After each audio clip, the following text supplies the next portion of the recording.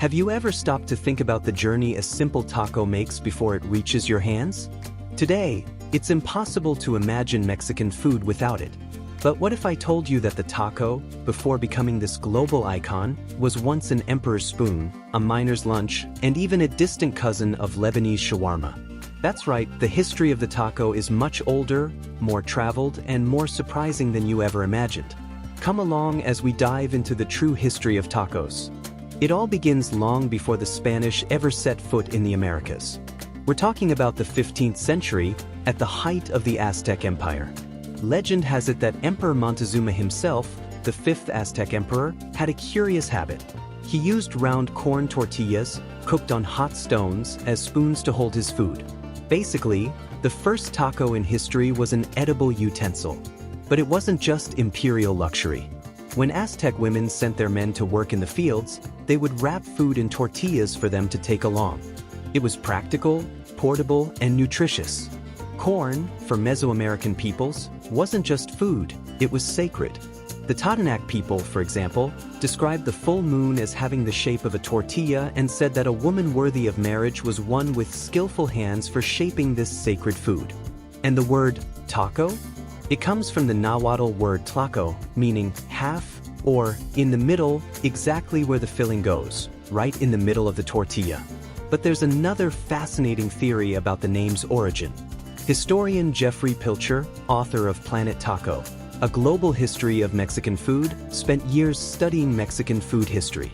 According to him, the first documented mention of the word taco connected to food happened in the 18th century in Mexico's silver mines.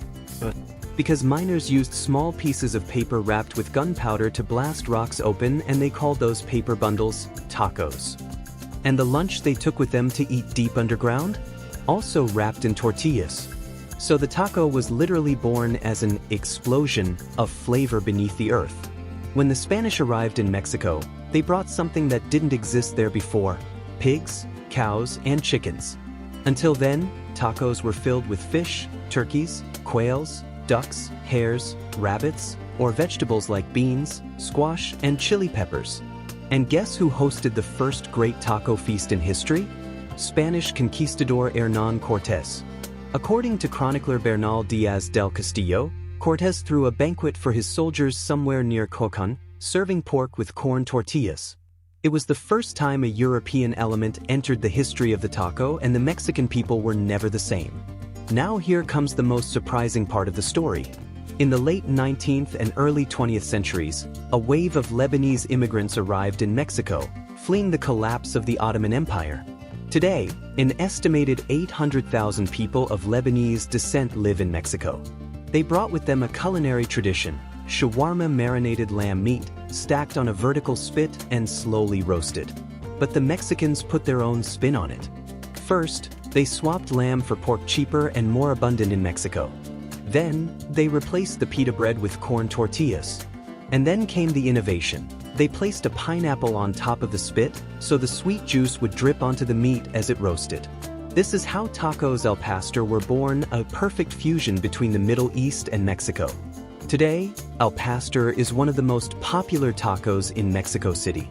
But few people know that it's actually a distant cousin of Turkish kebab and Greek gyros.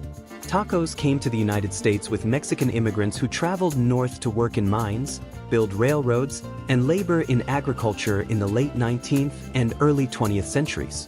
The first written mention of tacos in an American newspaper appeared in 1905, and at that time, they were still largely a working-class food sold by street vendors in the Southwest.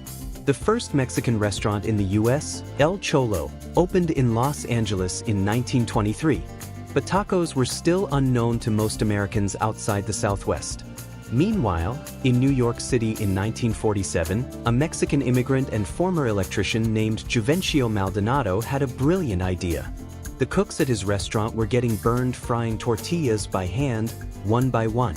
So Maldonado invented the world's first mechanical taco fryer, patenting it in 1950.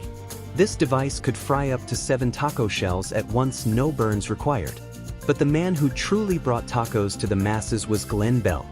In the early 1950s, Bell ran a small hamburger stand in San Bernardino, California. Right across the street from his stand was Mitla Cafe, a Mexican restaurant serving hard-shell tacos that Bell became obsessed with. He would cross the street, order tacos, and try to reverse engineer them. He did this again and again until the owner finally said, "I know what you're doing. Let me just teach you." So Bell spent about a year learning the recipe. Bell's innovation wasn't inventing the taco, it was creating a prefabricated hard shell that could be made in advance, unlike fresh fried shells. This made tacos perfect for fast food. In 1962, Bell opened the first Taco Bell in Downey, California. The chain was an instant success. By 1978, there were 868 locations, and Bell sold the company to PepsiCo. Today, Taco Bell operates over 7,000 restaurants worldwide, serving more than 55 million customers each week. Before we wrap up, here are some fun facts. The most expensive taco in the world in Los Cabos. There's a golden taco made with edible gold leaf, caviar, lobster, black truffle, and brie cheese. It costs over $25,000. In Oaxaca, it's common to eat tacos de chapulines toasted grasshoppers. They're crunchy, spicy, and packed with protein. And the phrase, Taco Tuesday, was trademarked by a chain called Taco John's in the 1980s.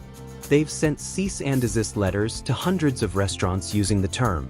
In the US, National Taco Day is celebrated on October 4th. And believe it or not, Sweden loves tacos so much that on Fridays, Swedes celebrate Taco Fredag, Taco Friday, often topping theirs with yogurt sauce, pineapple, nuts, and cucumber. So, the next time you bite into a taco, remember, you're not just eating meat and tortilla. You're tasting 500 years of history. From the hands of Aztec emperors to the silver mines of Mexico, from the streets of Beirut to the taco trucks of Los Angeles, the taco has traveled the world to be on your plate. Now I want to know from you, what's your favorite type of taco? Al pastor? Carnitas? Or are you on Team Grasshopper? Drop it in the comments below and tell me, did you know that tacos al pastor came from Lebanon?